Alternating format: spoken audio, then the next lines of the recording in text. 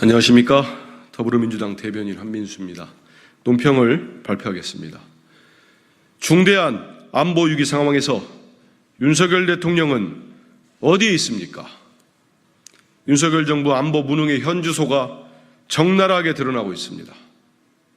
국군 정보사령부는 블랙요원 명단이 북한으로 넘어갔다는 의혹이 있음에도 불구하고 2달이 넘도록 요원 보호 대책 대신 제보자 색출에 골몰하고 있습니다. 블랙 요원들의 생사는 나 몰라라 하는 것입니다. 국가안보에 심각한 타격을 준 대북 휴민트 붕괴에 따른 대책 없이 사건을 외부에 감추기에만 급급한 모습입니다.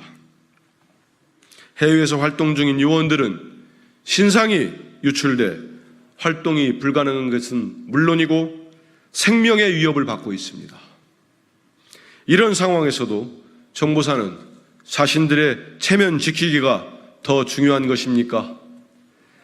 문제의 본질은 제보자가 아니라는 걸 알 텐데도 색출에만 혈안이 되어 있는 이유가 무엇입니까? 정보사의 기강회의와 윤석열 정부의 안보 참사를 인정하지 않으려는 것입니까? 책임 회피에만 열을 올리는 대통령을 닮아가고 있습니다. 심지어 그 와중에 지휘부가 서로 맞고소하며 폭로전 수준의 법적 공방을 벌이다 정보사의 비밀 공작명과 공작 방식까지 유출시켰습니다. 가장 은밀하고 비밀스러워야 할 첩보 조직이 연일 구설에 오르내리고 있는 것입니다.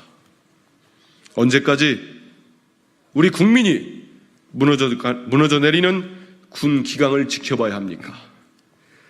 이러한 중대한 안보 위기 상황에서 윤석열 대통령은 어디서 무엇을 하고 있습니까?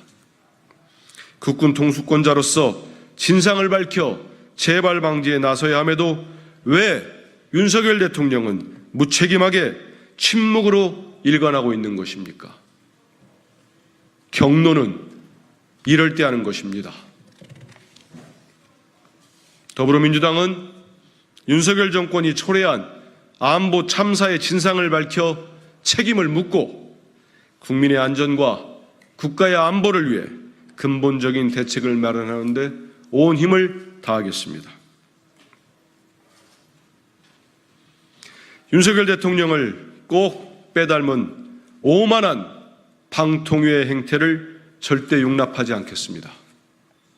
어제 국회 과학기술정보방송통신위원회 위원들이 방통위 현장 검증은 윤석열 정부의 오만함을 다시 한번 확인시켜줬습니다. 국회 가방위원들은 이진숙 방통위원장이 출근 첫날 졸속으로 처리한 공영방송 이사 선임과 관련한 증빙 자료들을 확인하기 위해 방통위를 찾았습니다. 또한 현장 검증은 9일 방송 장악 청문회를 앞두고 국회에서의 증언 감정 등에 관한 법률 제10조에 따라 위원회의 안건 심의를 위해 실시한 검증입니다. 이처럼 법에 따른 국회의 절차 이행에 대해 김태규 방통위 위원장 직무대행은 현장 검증 회의에 동의하지 못하겠다는 태도를 보였습니다. 지난달 31일 이진숙 위원장과 김태기 부위원장은 공영방송 이사 지원자들의 허위 이력을 거르지 못하고 노조 탄압 이력자나 이 위원장의 법률 대리인까지 모두 이사로 선임했습니다.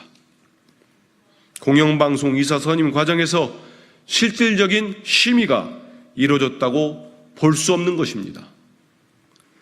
하지만 방통위는 2시간 만에 KBS 52명, MBC 31명 등 총 83명의 지원자의 서류를 검토하고 이사로 선임했는지 한마디 해명도 어떠한 증거 자료도 내놓지 않았습니다.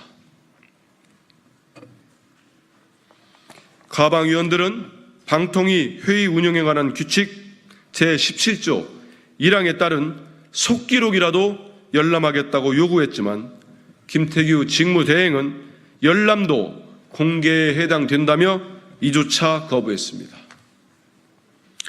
공영방송 이사 선임 과정이 절대로 열어서는 안 되는 판도라의 상자입니까? 어제 방통위는 31일 공영방송 이사 선임 당시 사용했다는 투표용지 딱 2장만 공개했습니다. 그래놓고 언론을 통해 현장 검증과 9.1 청문회에 대해 법적 대응을 하겠다고 엄포를 놓았습니다. 김태규 직무대행에게 경고합니다. 법적 대응 운운하기 전에 부끄러운 줄 아십시오. 대통령의 방송장악 도구로 전락한 방통위의 현실에 내부에서마저 해체해야 한다는 탄식이 나옵니다. 심지어 언론인의 82%가 윤석열 정부의 방통위에 대해 부정적 평가를 내놓고 있습니다. 더불어민주당은 윤석열 대통령을 꼭 빼닮은 오만한 방통위 행태를 절대 용납하지 않겠습니다. 9일 시작되는 방송장악 청문회를 시작으로 윤석열 정부의 언론 장악 시도와 탄압의 행태를 낱낱이 밝혀내고 법적 책임을 묻겠습니다. 이상입니다.